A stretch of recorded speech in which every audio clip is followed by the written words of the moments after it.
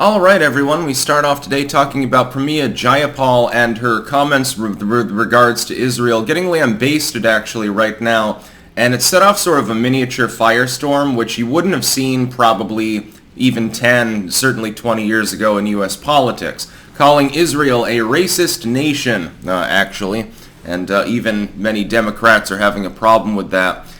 Here's my analysis. First, we'll analyze it politically. 20 years ago, even the mildest criticism of Israel was political suicide within the United States, and politicians typically went to the Wailing Wall for a photo op. They wouldn't criticize Israel at all. It was understood by the orthodoxy within politics. That's a no-go zone. It doesn't matter what Bibi or anyone else does. You can disagree with them, but you can't really say anything about that. The first person actually within mainline U.S. politics to issue really any criticism of Israel at all for more than half a century, ironically, was Barack Obama, who basically said they're getting a little bit big for their britches because they're demanding all of this money and arms and so forth from us, and you need to quiet it down with the warmongering rhetoric. That didn't go over so well. You remember that. That was only in the 2010s. It's not exactly ancient history. And that did do damage to him politically when that happened. Now, as long as you're in a safe blue district, it seems that it's something that you can actually pull off, and you no longer get shit canned for it. Here's my analysis, though, of Israel itself. So, is Israel a racist state? Yes and no, to be entirely honest. If you look at political Zionism, and I've read materials from over 100 years ago in the period before Israel was formed as the modern state that it is, and there is a racial element to it, or at the very least a bigoted element to it. Zionism can take several forms. The first form, which is more innocuous, is we want to have a state, it should be solely Jewish or majority Jewish. And I don't care if the state of Israel forms. I don't take a hardline approach when it comes to Israel v. Palestine, Israel v. its other neighbors. That's more nationalistic than anything else. I would find it funny, though, the United States Congress is willing to send tens of billions of dollars a year to Israel while they build walls, but it's not willing to fund a wall on our own southern border. I think that there are some priorities that are out of whack there potentially. I don't think that this, by the way, is a particularly pernicious issue. We should probably be minding our own business a little bit more in the United States, because it seems like right now we've gone back to the bad old days of minding everybody else's business. So Ukraine and all of these other places in the world will send hundreds of billions of dollars to other countries, but we can't spare $5 billion to secure another 100 miles of our own southern border. Little bit odd, isn't it? There are fucking auto turrets and shit on the walls of Israel, so they are safeguarded. It's not considered to be problematic if the Israeli government comes out and says we must remain a Jewish state. We're not supposed to bland it up because, we're chosen and special and stuff. Pramila Jayapal is fundamentally, therefore, wrong on one count, which is that the idea that the average person in Israel abides by that basic premise is not entirely the case. We've seen mass protests, for example, against Netanyahu more recently, who had a health scare, I guess, a few days ago and may have had a heart attack or something like that. We're not 100% sure, I think, still at this time. There's probably a reason for that. However, there are people in Israel, as there are in other parts of the world, that are imperialistic in nature. So it's not, hey, we've got our Jewish state, it's going to stay Jewish, and, we just want to exist. It's more like, hey, at the drop of the hat, if we happen to suffer a single rocket attack from a neighbor, we're going to annex their land.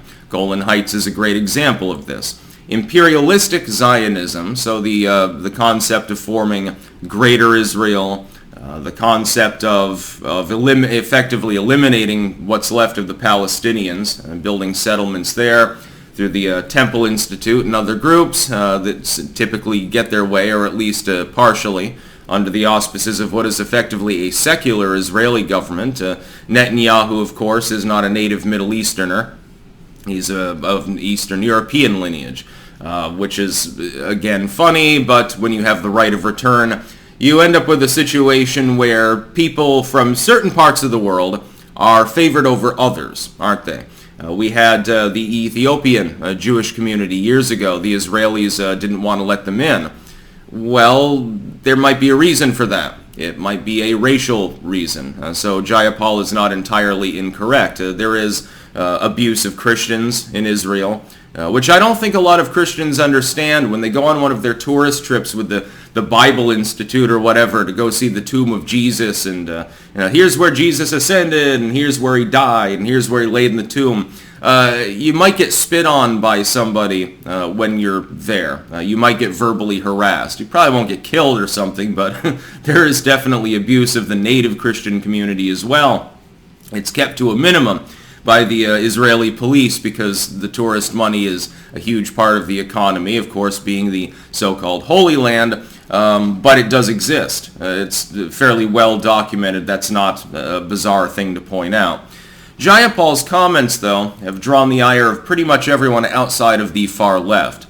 I find it infinitely hilarious that the same far left that wants more censorship online, complains about disinfo, complains about racism, complains about all these things, would be the vanguard of actually switching U.S. policy towards Israel, especially when they tend to be big spenders. They want to buy everything under the sun, other than the wall, other than providing for the U.S. Border and for the U.S. military. They want to spend on everything. But somehow, bizarrely, in the most strange juxtaposition you can imagine, they're also the ones that want to shut off some of the funding to Israel or make it conditional. So my basic analysis is simply this. Jayapal has gone beyond the edge within even modern politics of what is acceptable to say within the U.S. orthodoxy.